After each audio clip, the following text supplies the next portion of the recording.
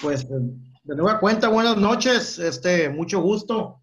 Mi nombre es Miguel Humberto García Valdés, como ya lo han visto en la unidad, ahora en la plataforma donde viene mi nombre. Soy licenciado en Derecho. Este, eh, mm, pues nada más así para, pues, en manera de presentación, ¿no? La mayor parte de mi trayectoria, pues, fue como servidor público en el gobierno federal, exactamente en lo que fue la Secretaría de Hacienda y Crédito Público, Administración Tributaria en el SAT. Laboré 19 años, pero pues por cosas del destino, por cuestiones que pues el nuevo gobierno implementó ahora con el programa de austeridad, pues fui objeto del despido masivo, ¿no?, que hubo el año pasado. Mucha gente estuvo contenta por eso. Nosotros como servidores públicos que siempre prestamos el servicio para la nación, no éramos ni aviadores, un servidor nunca percibí ningún sueldo doble,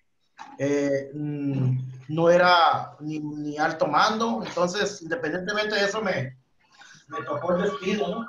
Yo hacía exámenes de confiabilidad, polígrafo, era objeto de revisiones y sin embargo, pues el gobierno de Andrés Manuel me despidió. Eso no me limita a que siga adelante, es por eso que estamos ahora,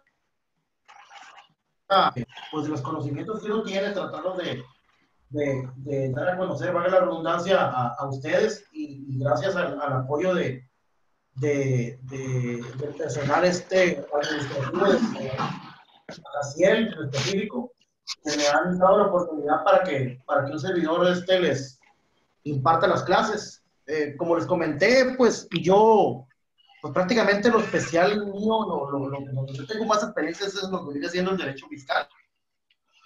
Trabajé en el SAT 19 años, entonces es donde más me desenvuelvo, pero eso no me limita a que yo pueda, en todo caso, impartir una clase de derecho. Lo que sí, desde que estudiaba yo la carrera, lo que siempre le saqué la vuelta fue derecho laboral. Eso sí, nunca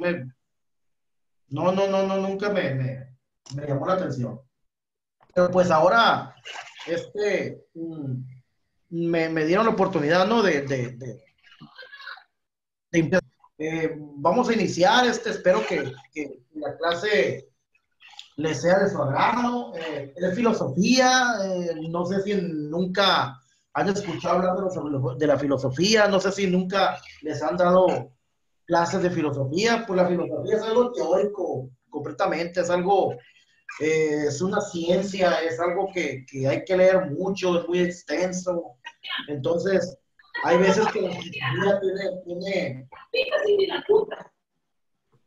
conozco, tiene mucho que ver también con la psicología, tienes que analizar mucho. Entonces, pues yo prácticamente aquí con esta materia que voy a dar en este corto tiempo, pues traté de sacar lo más importante de un libro que ya se subió ahí a la bibliografía, que yo mañana le voy a decir a Gabriel exactamente qué páginas son las que yo tomé para revisar material, para facilitar a ustedes también su trabajo. Entonces,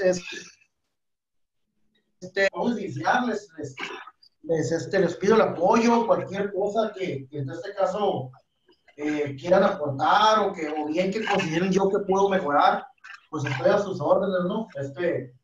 Vamos a iniciar, aquí vamos a participar todos. La forma de yo realizar la materia o la clase aquí por medio de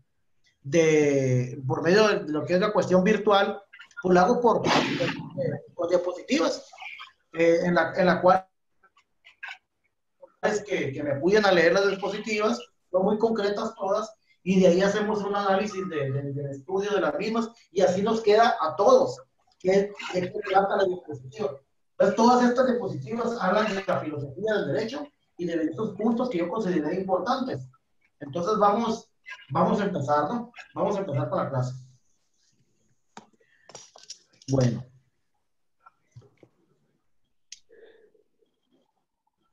La naturaleza es la unidad uno, ¿no? Entonces, vamos a iniciar. El punto 1.1 nos habla de la relación que existen entre las ciencias y la filosofía. Luis, ¿me puedes apoyar, por favor, a leer esta diapositiva que habla de la relación y la filosofía? Relación entre las ciencias y la filosofía. Un fenómeno natural que aparece y se da en los seres humanos es que, llegado cierto momento en su desarrollo, los hijos, por ejemplo, desean y buscan independencia, entendida en relación con los padres. Quieren sentirse libres, autosuficientes, hasta que se convencen de que no es posible tal autonomía, con la que soñaron y creyeron poder vivir.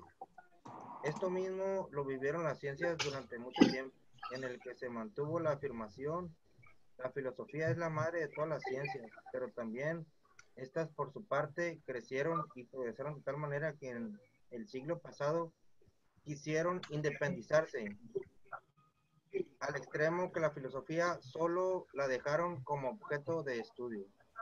Ok, pues no sé cómo lo puedan estar, claro que aquí el compañero Luis nos apoyó con leer esta diapositiva. Esta diapositiva pues prácticamente nos habla de la autonomía que tiene cada quien, o sea, nos cita como ejemplo, ¿no? Que cuando los hijos se quieren independizar de los padres, cuando no es el momento adecuado, pues lógicamente no pueden ser autónomos los hijos, porque lógicamente hay una cierta edad en la cual los hijos en este caso pueden. Entonces, para sentirse libres, su tal autonomía, no les resulta en este caso factible a los hijos para poder independizarse de los padres.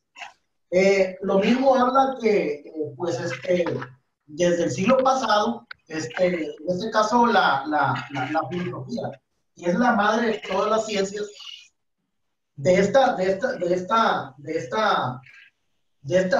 ciencia, valga la redundancia, surgieron otras ciencias, de las cuales de ella misma se desprendieron y se dejaron formar parte de la filosofía para que estas fueran autónomas.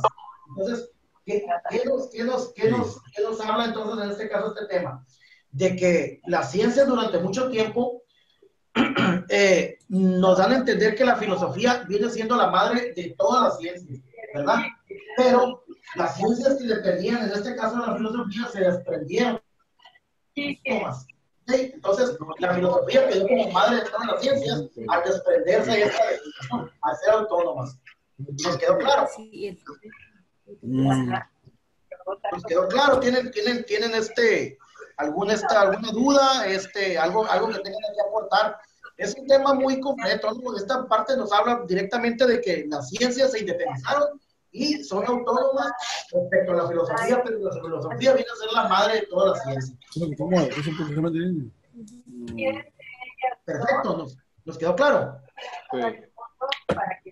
Ok. Bueno, entonces, a ver, entonces vamos a continuar. Es la relación que existe entre las filosofías y la ciencia. Dice, ahora bien,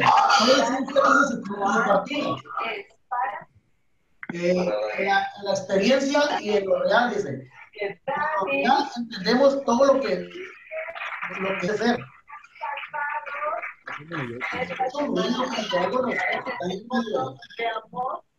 De sus compañeros. Unas voces. Pero aquí viene algo que a nadie le va a gustar. Listo, es que no me permite a mí escucharlos a ustedes y ustedes no sé si también lo escuchen esa. Listo, ya estamos. Ya no escucha. Gracias. Mande. Ya no escucha, digo. Ya no escucha, ¿verdad? Ahora sí. Ya más a gusto. Muchas gracias, se los agradezco. Bueno, continuando con esta diapositiva, ya hablamos de la independencia de la ciencia con la filosofía. Dice que ahora bien, toda ciencia tiene su punto de partida, dice, en la experiencia y en lo real. Y por real entendemos todo lo que tiene que ser y existe. Como ya sabemos, o sea, todo lo que existe y todo lo que tiene que ser es algo que es real. Realmente de lo que se conozca o no el sujeto, dice. Las ciencias se especifican por sujeto o materia de estudio y por el camino o método que emplean para llegar a él. Entonces, como estamos aquí observando, las ciencias se especifican por el objeto o por la materia, son muy específicas las ciencias. ¿Ok? O sea, las ciencias no van a estudiar algo general, no. Las ciencias son muy específicas. Te das cuenta que van exactamente a una materia. Por ejemplo, acuérdense que tenemos la ciencia, la psicología, la anatomía. Entonces, son ciencias específicas esas. ¿Ok? ¿Nos quedó claro? ¿Tienen alguna duda? No. ¿Todo bien? Ok. Entonces, sabemos que las ciencias son específicas y estudian un objeto específico también.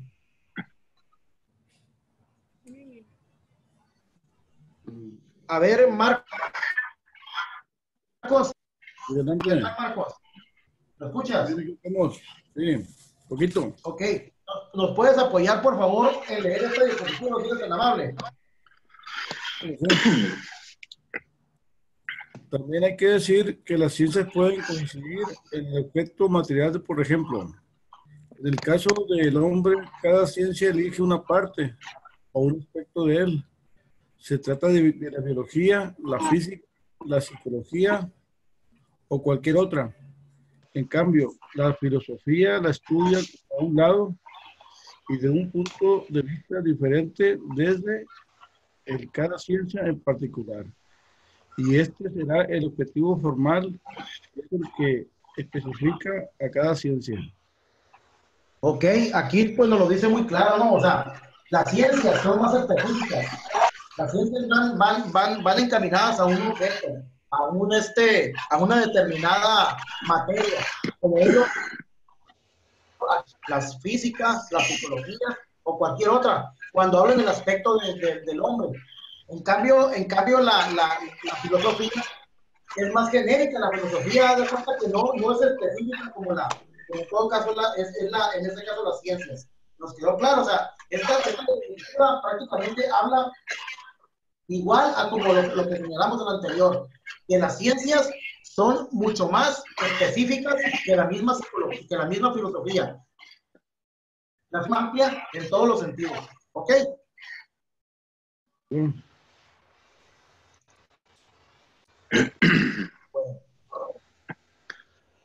Parte de la filosofía.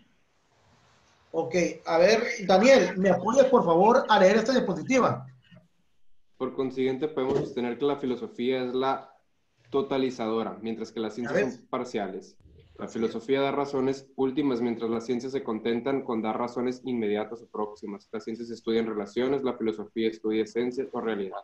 Por tal motivo, la filosofía es una ciencia, pero una ciencia especial es la sabiduría vital del problema humano y del todo en sus principios radicales.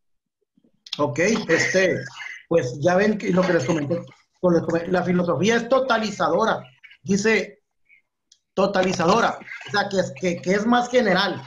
Las ciencias son parciales, son más específicas, ok. Entonces, pero aquí le dan mucho importancia más a la filosofía, porque dice que la filosofía además es una ciencia especial, es la sabiduría total. Entonces, me doy cuenta que como dicen, pues la filosofía es la madre de todas las ciencias, ¿verdad? ¿Por qué? Porque es la que trata en relación a todo lo que viene siendo el problema humano y de todos los principios radicales, en este caso engloban en este caso al problema humano, ¿no? A lo que se desenvuelve dentro de la misma, como señaló con anterioridad, las ciencias son más específicas, son más más inmediatas, y la filosofía es más totalizadora, es más general, ¿verdad? ¿Tienen alguna duda? ¿Les queda claro hasta dónde vamos? Lo que habla, en este caso, todo esto, acuérdense que es la diferencia que existe entre las ciencias y la filosofía, ¿verdad?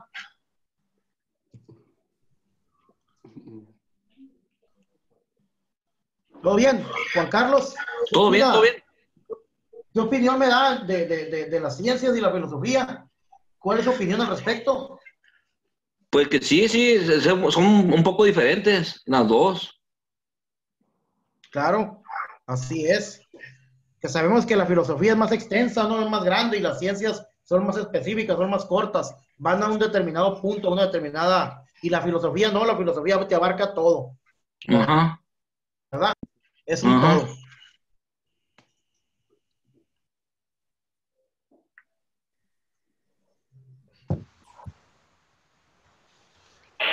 Bueno.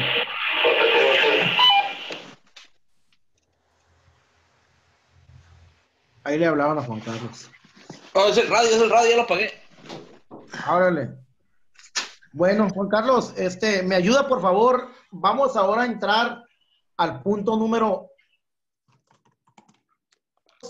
o ya nos quedó claro la relación que existe entre las ciencias y la filosofía.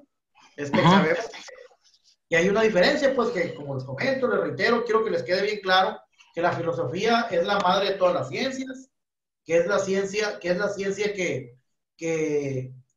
estudia todo, que estudia lo que es el ámbito del ser humano, y las ciencias en específico estudian una sola cosa nada más. Entonces, ahora vamos a hablar de lo que antes, en este caso, de la filosofía. Apóyame, por favor, Juan Carlos, en leer las partes de la filosofía. Ok. Partes de la filosofía. La división de la filosofía tiene su origen en el propio ser humano, que tiene la capacidad de conocer tanto de manera especulativa como de manera práctica, y que siente la necesidad de dividir, distinguir o separar para unir. Esto constituye la razón por la cual desde los tiempos de Aristóteles se distingue entre ciencia especulativa y ciencia práctica.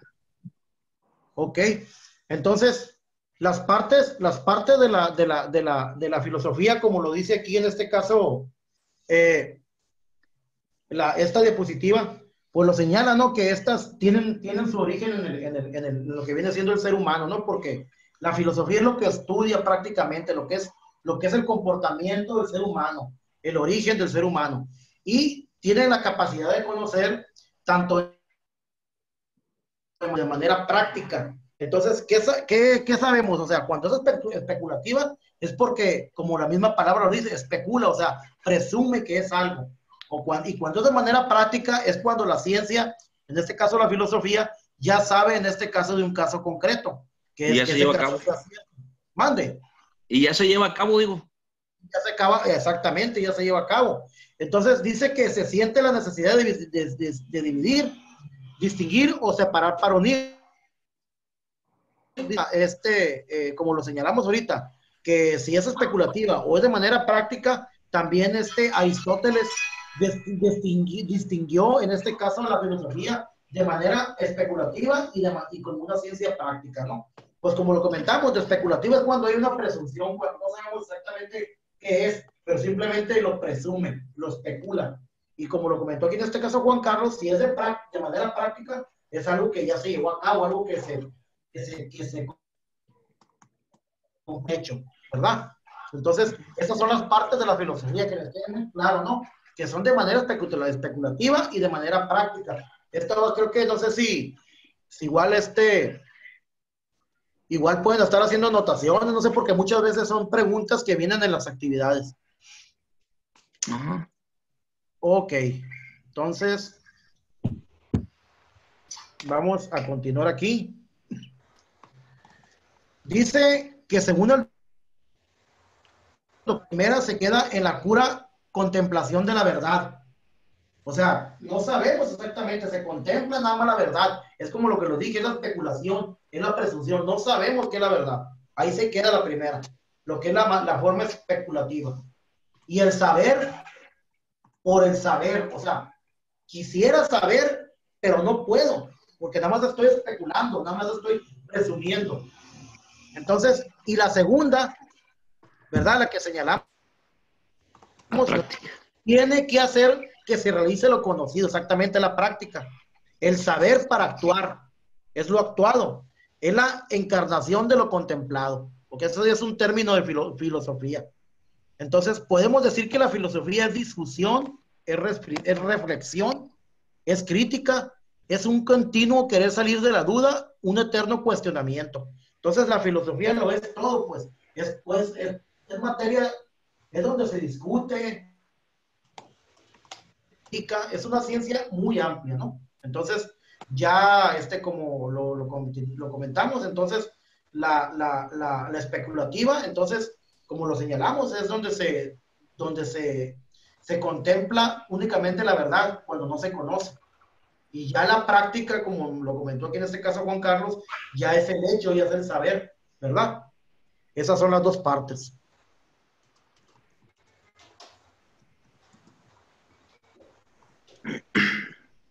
Entonces, ¿qué les ha parecido la clase? ¿Les ha sido entendible? ¿Tienen alguna duda? ¿Cómo explico? ¿No se les hace algo enredoso? Que yo no sé, no lo entendí, profe. Porque con toda confianza necesito que me digan, porque a mí lo que me gusta es que lo que yo en este caso, lo poco que estoy ahorita explicando, que les quede claro, porque realmente es poco tiempo y la verdad, a comparación de lo que viene siendo en este caso la filosofía, estamos exponiendo algo muy breve, ¿no?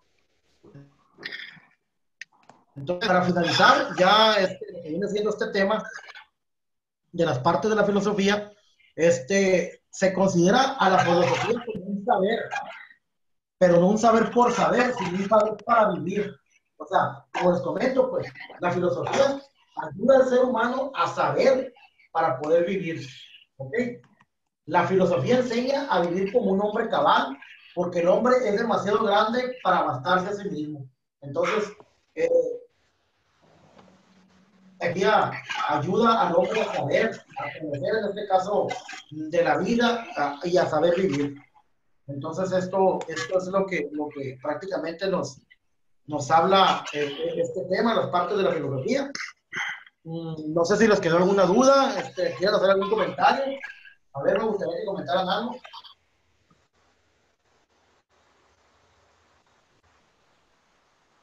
Todo bien. Marcos Quiñones, ¿qué duda tiene? Ninguna. ¿Qué le pareció? Muy bien. Luis, ¿qué le pareció?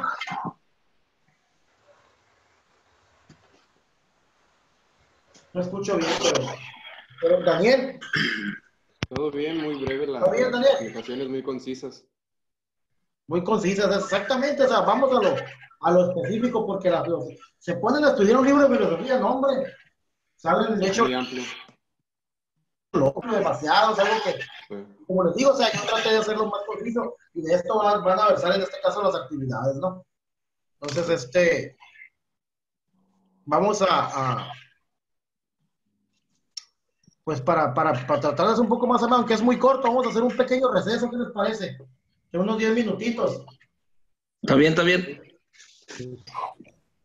Pues vamos a continuar con la materia de filosofía del derecho.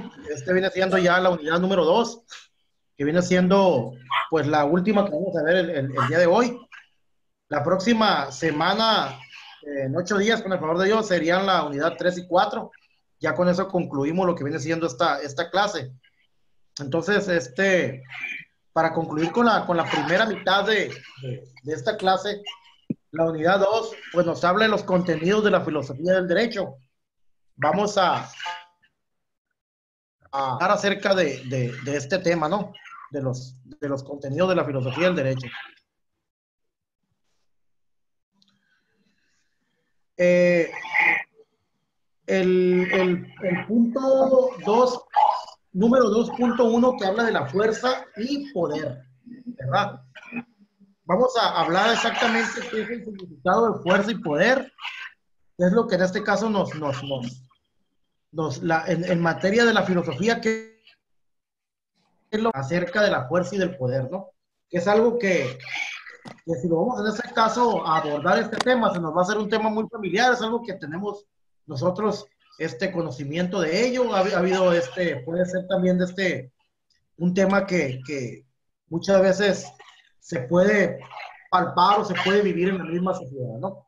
Dice que a través de la historia de la vida humana es un fenómeno que hace presente y experimentamos a temprana edad, que es la desigualdad.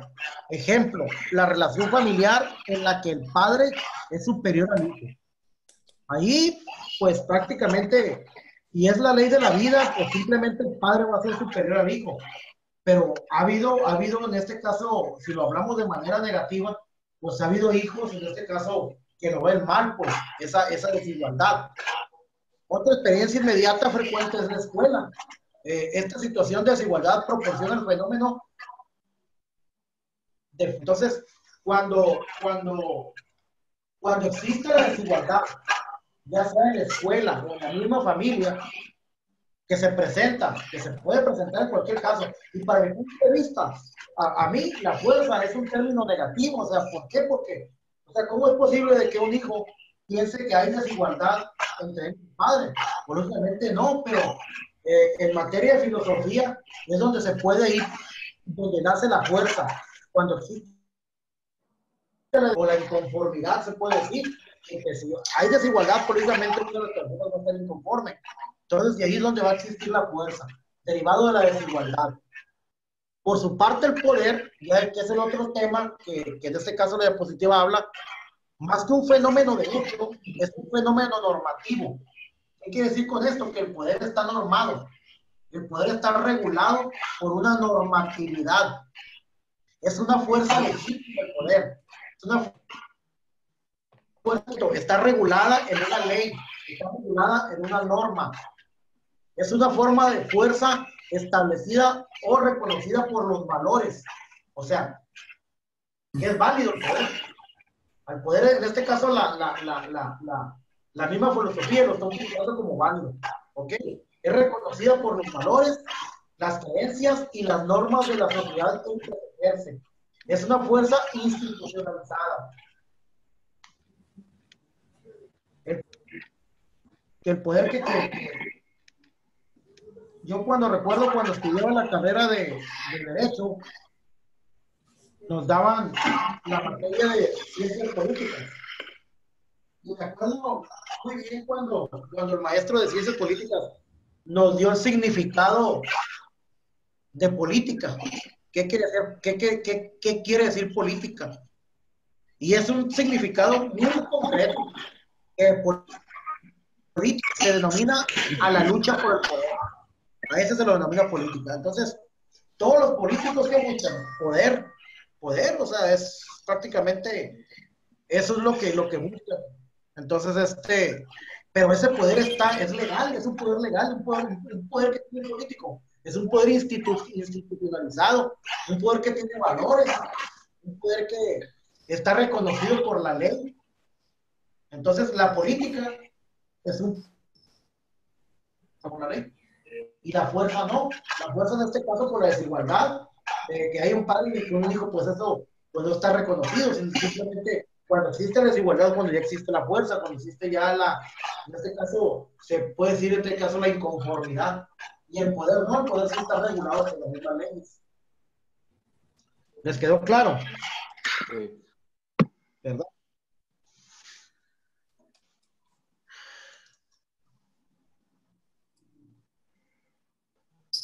El punto número 2.2 nos habla ahora de la validez y la vigencia del derecho.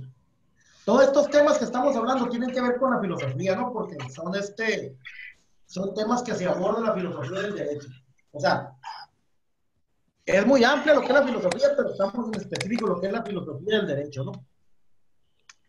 Luis, ¿me apoyas por favor en leer la diapositiva de validez y vigencia del derecho? Es y vigencia del derecho. El diccionario de la Real Academia, al describir la palabra validez, señala lo siguiente: es la calidad de lo válido. Por ejemplo, la validez de un documento. Por lo tanto, la gran mayoría de los juristas están de acuerdo al afirmar que el derecho es un conjunto de normas. Con base a esta tesis, es común encontrar la expresión validez, referidas a estas normas que conjunto integran el orden jurídico, por lo cual se dice que cada una de las normas pertenecen a un orden, son válidas. Ok. Entonces, si nos estamos dando cuenta de la validez y la vigencia del derecho, están lógicamente muy relacionadas, ¿verdad? ¿Por qué? Porque nos dicen que la validez es algo, pues como la palabra lo dice, es algo que es válido, es algo que tiene fuerza, que tiene validez, como la misma palabra, es muy notorio lo que viene siendo un documento. O sea, nos vamos a un documento falso, un documento que no es falso. Entonces, el documento que no es falso, pues es el documento válido. O si nos vamos a un juicio, a un procedimiento, ¿qué tipo de documentos son los válidos? ¿Verdad? Porque puede haber documentos que tengan validez, que tengan un valor probatorio, y va a haber documentos que no van a ser válidos, ¿verdad? O sea, lógicamente, si tú vas,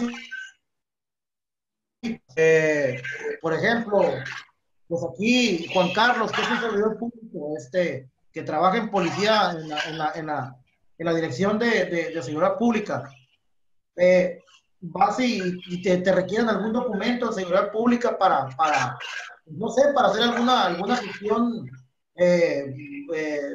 de renovar, en este caso, la licencia o algo, y tú llevas un documento que no está bien, que por ejemplo que está vencido, que ya no es válido para hacer ese trámite, pues. ¿Sí me explico? Entonces, ahí estamos hablando de la validez de documentos, qué documentos son válidos y de qué documentos no son válidos. Entonces, dice que también la expresión de validez son todas aquellas normas, ¿verdad?, que integran el orden jurídico. O sea, una norma, una ley que integra un orden jurídico es una norma válida, es una norma, ¿verdad? Por lo cual se dice que cada una de las normas que pertenecen a un orden son válidas, ¿no? Entonces, si existen normas que están reguladas, que te pertenecen a un orden jurídico, son válidas. Entonces, ¿qué normas?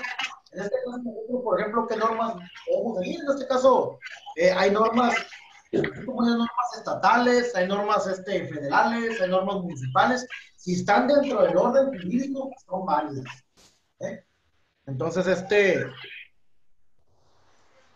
duda, algún comentario que tengan que hacer. Esto es algo muy, la verdad que me hace algo muy práctico, algo que muy entendible. No sé si tengan alguna duda con la forma en que les estoy explicando. Profe, por ejemplo, una orden de un desalojo. Una orden de un desalojo, pues es un documento, ahí estamos hablando de un documento. Por ejemplo, por ejemplo, una orden de un desalojo que va ya válido por el juez y uno es el que acata, nada más vas y estás ahí nomás de presencia. Ah, ok, pero el desalojo lo ordena el juez civil. Sí. Ok, pero... Y va en compañía de un licenciado. Del actuario y el abogado en este caso. Pues ahí, por ejemplo, estamos hablando, pero ¿por qué la pregunta? ¿Por el término? Por ejemplo, de las órdenes válidas. Sí, o sea, ahí estamos hablando más que nada de un documento válido, ¿no? Un documento que tiene validez. Pero en este caso podemos hablar que el juez le otorgó validez, valor probatorio a documentos que en este caso aportó, en este caso muchas veces el desalojo se da porque alguien dejó de pagarle, es decir, un acreedor y un deudor, ¿verdad? Ajá. Entonces, por ejemplo, los juicios ejecutivos mercantiles, pues, cuando demandan a alguien porque no cumplió con el pago en este caso de un pagaré, entonces lo demandan por la vía ejecutiva mercantil. Entonces el juez ordena, en este caso el procedimiento es que el juez ordena si no le paga en este caso lo del adeudo, le dice, ¿sabes qué? Te cedo el derecho para que señales bienes para embargo. Entonces, y el deudor no señala los bienes para embargo, le procede en este caso para que señale los bienes para embargo al acreedor. Entonces, una vez ya señalaron los bienes para embargo, estos quedan en garantía. Ese es el procedimiento. Entonces, si ya termina el juicio y el deudor no paga, es cuando yo ordeno al juez que desalojen. Estamos hablando, la orden de desalojo, ¿me estás hablando de bienes inmuebles o desalojo también de personas? Pues muchas veces también ha pasado también junto con personas que desalojan de las casas. Por ejemplo, si es Infonavit, me imagino. Puede ser sí, cuando son deudores. Sí. Ok. Sí, pues esos documentos, pues ahí fue más encaminada, o más bien el tema que tú abordaste, prácticamente es un procedimiento, no es un procedimiento administrativo, es parte de un procedimiento administrativo. Pero lógicamente todo eso está normado, en las mismas, ya sea en las leyes mercantiles, puede estar normado también en las normas municipales, donde puedes bajas como servidor público, como policía municipal, en algún reglamento, en alguna norma interior del municipio, donde diga que ustedes están facultados o que están, en este caso, tienen la autorización para poder apoyar, ¿ok? Para poder apoyar en todo caso a lo ordenado por los jueces en materia de juicios. O sea, lógicamente, y es una potestad que tiene el juez de solicitar el apoyo de la fuerza pública, ¿verdad? Sí, así es. Si el juez ordena, es porque el juez tiene la facultad plena para poder solicitar el apoyo de la fuerza pública con la finalidad, en este caso, de que se lleve a cabo el desalojo del bien inmueble. Ajá. Y todo eso forma parte de las normas. O sea, todo eso tiene que estar normado. Ok. Es bueno que pregunten, ¿no? Porque, pues, lógicamente todo eso les queda a ustedes, se les aclara la duda y aparte está la satisfacción que, pues, de perdida están poniendo atención, porque muchas veces no preguntan y uno dice, bueno, aquí nomás está hablando uno como un merolico. Bueno, Juan Carlos, apóyeme por favor aquí con esta diapositiva. Ok.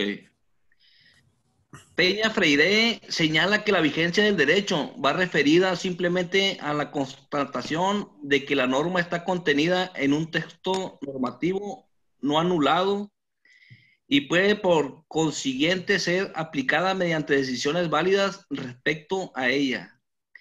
Es muy cierto que si bien la validez del derecho no se confunde con la eficacia del mismo, un mínimo de eficacia es una condición necesaria para que pueda hablarse de un orden jurídicamente válido y por lo tanto vigente. Ok, entonces este es un escritor que señala el mismo en este libro con el que me basé. Y pues como nos dijo Juan Carlos, ¿no? Que este escritor señala que la vigencia del derecho va referida simplemente a la constatación de la norma. Entonces, dice que también que por consiguiente esta norma debe ser aplicable mediante decisiones válidas respecto a ella. O sea, si la norma en este caso va a existir, pues lógicamente tiene que ser aplicable al caso concreto, no debe ser nada más aplicada a todo lo que es en general. Por ejemplo, las normas tales nada más van aplicables lógicamente a lo que viene siendo lo que es un asunto estatal. No podemos aplicar ninguna norma estatal lógicamente para un caso del orden federal, porque ya estaríamos invadiendo lo que es la esfera jurídica. Entonces, dice también que si bien la validez del derecho no se confunde con la eficacia, o sea, ¿por qué? Porque un mínimo de eficacia, o sea, ¿eficacia qué quiere decir? Dice que es una condición necesaria para que pueda hablarse del orden jurídico y por lo tanto vigente. Entonces, esto quiere decir que la validez, una cosa es que la norma sea válida y otra cosa que sea eficaz, ¿verdad? Porque muchas veces podemos aplicar las normas y no son lo eficaces suficientes para poder, en este caso, que se aplique. ¿Qué pasa con esto? Pues muchas veces hay leyes que se han derogado? ¿Quién ha escuchado en algún momento, ahorita ustedes que están en tercer semestre, una ley? ¿Quién me puede decir? ¿Qué? Derogar, la palabra derogación de ley. Cuando se hace alguna modificación al reglamento, constitución o alguna norma y que ya no va a tener vigencia cierta ley, se deroga para tener un nuevo artículo. Ok, perfecto. Esa es la palabra. Haz de cuenta que ese artículo ya lógicamente ya no va. Es la eliminación de cierto párrafo, artículo o algo para la creación de uno nuevo. Sí. Entonces, ¿y qué pasa? ¿Por qué los eliminan? Porque no son eficaces. O sea, porque consideran en este caso los legisladores que no tienen eficacia, independientemente de que tenga validez, no tienen la eficacia correspondiente, por eso lo eliminan, ¿verdad? Entonces, esa es la diferencia que hay entre validez y eficacia, ¿no? Vamos a ahora hablar del punto número 2.3, que habla del Estado de Derecho. Daniel Espinosa, apóyanos por favor con esta diapositiva. Estado de Derecho. Podemos entender por Estado de Derecho un Estado en el que los poderes públicos son regulados por normas generales, las leyes fundamentales o constitucionales, y deben ser ejercidos en el ámbito de las leyes que lo regulan, salvo el derecho del ciudadano de recurrir a un juez independientemente para hacer reconocer y rechazar el abuso o exceso de poder. Es un Estado autoritario, en un Estado autoritario, el individuo no posee ningún derecho subjetivo. No pueden en especial elevar una demasía contra el Estado. En el Estado de Derecho existe una cláusula de jurisdicción administrativa. Si alguien es lesionado en sus derechos por parte del poder público, entonces permanecerá abierta ante la vía judicial. Ok, entonces, pues el Estado de Derecho, como nos apoyó aquí Daniel, o sea, sabemos que son los poderes públicos, por eso existen el poder, en este caso aquí en México, el ejecutivo, legislativo, judicial, ¿no? Que en este caso, pues deben y las leyes que existen aquí deben de ser ejercidos en base a las mismas leyes que regulan. Eso es el Estado de Derecho, que nosotros como ciudadanos tengamos en este caso un orden jurídico que nos sea aplicable, ¿verdad? Que nos sean en este caso salvaguardadas nuestras garantías individuales que son consagradas en la Constitución. Ese es el Estado de Derecho que debe existir en la sociedad. Entonces, en cambio, en un estado autoritario no posee ningún derecho subjetivo, o sea, donde el que manda en este caso es el que gobierna, que el individuo no tiene ningún derecho. Ese es el Estado autoritario, ¿verdad? ¿Verdad, Daniel?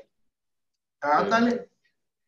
Como en Venezuela y ojalá que hasta ahí llegue. Y aquí no. No hay que tenerle fe, pero pues vamos a ver qué pasa. En especial elevar una demanda, bueno, eso ya es un ejemplo, no. Entonces dice que si alguien es lesionado en sus derechos por parte del poder público, entonces permanece abierta ante la vía judicial. Entonces, pues sí, lógicamente, si alguien es lesionado en sus derechos por parte, en este caso, del poder público o del gobierno, o en este caso de cualquier funcionario, dice que permanece abierta la vía judicial, ¿no? Pues que podemos, en este caso, ejercer una vía ante cualquier arbitrariedad cometida por público o cualquier funcionario, ¿no? Exactamente, una autoridad. Entonces, eso es el Estado de Derecho, ¿no? Prácticamente que existen normas, que existen leyes que nos son en este caso aplicables, que nos protegen, ¿verdad? Es el derecho que tenemos nosotros como ciudadanos y que está regulado, lógicamente, en nuestra Constitución. Ya que, lógicamente, sabemos que de la Constitución emanan otras leyes, entonces, que son aplicables, pero todo va configurado a que se respeten los derechos como ciudadanos. Por consiguiente, solo puede hablarse de un Estado de Derecho en la medida en la que se ha logrado estructurar un sistema de justicia, ¿verdad? También el hecho de que existan leyes, pues debe existir un sistema de justicia, como en este caso pues sabemos que la máxima autoridad en cuestión de justicia es la Suprema Corte de Justicia de la Nación. Si hablamos de justicia, vienen los tribunales colegiados, vienen los juzgados de distrito. Entonces, ya en materia federal, en materia del fuero común, pues está el Supremo Tribunal de Justicia del Estado y están los juzgados, en este caso del fuero común, o juzgados comunes aquí de primera instancia, en los que vienen siendo las regiones, ¿no? Entonces, todo eso es el sistema de justicia, pues viene siendo el Poder Judicial, ¿verdad? Entonces, capaz de que garantizar la sumisión del propio Estado. El Poder Judicial es un poder, además de autónomo, es el que suministra la justicia, el que aplica las leyes, ¿verdad? Entonces, y cuando el Estado es capaz de hacerse justicia a sí mismo, entonces ahí es cuando ya, pues entonces en este caso, el Estado de Derecho es violentado, ¿no? Por parte de cualquier autoridad. Pero es como les comento, aquí el Estado de Derecho es cuando además de existir las leyes, existe un sistema de justicia, ¿verdad? Lo deben de aplicar en este caso los jueces, los magistrados, los ministros, ¿verdad? El Poder Judicial. ¿Les quedó claro? Ujú. Bueno. Marcos, ¿me apoyas por favor en este punto, el 2.4, que habla de la política, el derecho y la ética? Creo que sí, profesor. La política, el derecho y la ética. La política y el derecho representan un papel de importancia definitiva en toda comunidad humana. La acción espontánea y enérgica del poder político configura la comunidad y la conduce al cumplimiento de sus fines. El derecho, por su parte, señala los cauces estrictos por los cuales debe correr esa actividad y da origen a un orden estable y firme de la convivencia social. ¿Se acuerdan que cuando les hablé ahorita no sé quién recuerde, que de hecho a mí nunca se me olvidó, cuando les hablé del significado de política, que me habían dicho a mí en la universidad, qué quería decir política? ¿Quién de ustedes se acuerda que dije que quería decir política? El arte de asentar el poder. Así es la lucha por el poder, y aquí lo dice, dice que la política y el derecho representan un papel de importancia. Definitivamente la política y el derecho pues son Dando la mano. algo que pues podemos decir que es algo que sirve para que exista un orden en cuestión en el Estado, entre los individuos, pero exactamente social. Entonces, si no hay política, si no hay derecho, pues entonces, ¿cómo viviríamos, no? Entonces dice que la acción espontánea y enérgica del poder político configura la comunidad y lo conduce al cumplimiento de sus fines. Entonces, el poder político ¿ok? Entonces, eso viene siendo a lo que viene siendo la política. Y el derecho dice que son los cauces estrictos por los cuales debe correr esa actividad. O sea, lógicamente, si hay política, esa política tiene que ir regulada a un marco jurídico. O sea, no nada más hacer política y voy a tener el poder y voy a hacer lo que yo quiero. O sea, no. Para eso existen las leyes que también los servidores a un marco legal, a un cauce determinado, para que esa actividad, ¿verdad?, esté estable y esté firme y ayudar a lo que como dice al final, a la convivencia social. Si la política no se lleva a cabo conforme a derecho, pues sí va a ser una desestabilidad, en este caso social, ¿verdad? O sea, no se iban a actuar los políticos, lógicamente, pues como ahorita no sé quién lo dijo, como no están aplicando la política como debe ser. ¿Qué es eso que no haya comida? ¿Qué es eso que no haya gasolina? ¿Qué es eso que no haya, pues muchas cosas, ¿no? Entonces, ahí, por ejemplo, la política no se está aplicando de manera, por los cauces del derecho como debe ser, ¿verdad? Entonces, eso es lo que habla de política y el derecho. Ahora nos faltó hablar respecto de la ética.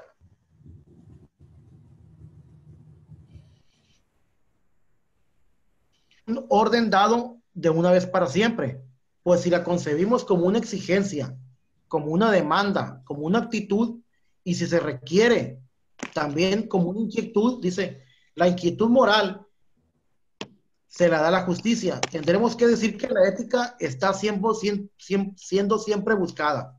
Por lo tanto, no habrá que confundir ética con moral. La primera trabaja sobre la segunda como una reflexión. O sea, en este caso, para poder tener la moral, tú que tengas moral como persona, tienes que tener ética. Entonces, ¿qué es la ética? Es la reflexión que hace uno. Por eso muchas veces dice gente, fulano de tal no tiene ética. O sea, curiosamente actúas nada más por actuar. Tienes que reflexionar lo que vas a hacer. Tienes que tener ética. Entonces, para indicarle al ser humano por dónde debe cambiar. Por lo que no se puede dar ética sin moral. Entonces, en este caso, ya nos quedó claro, pues, la ética es el análisis de algo que vamos a hacer. Entonces, por eso es lo que realmente nos ayuda a actuar, ¿no? Entonces, no sé si les quedó claro.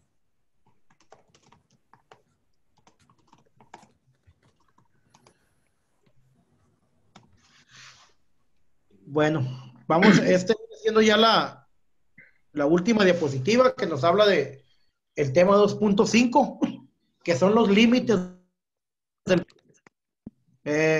el poder, como yo les comenté, pues el poder, lógicamente, es algo que está normado, como les comenté al principio. Acuérdense cuando al principio hablé de fuerza y poder, que dijimos que fuerza era la desigualdad que había, ahí nacía la fuerza.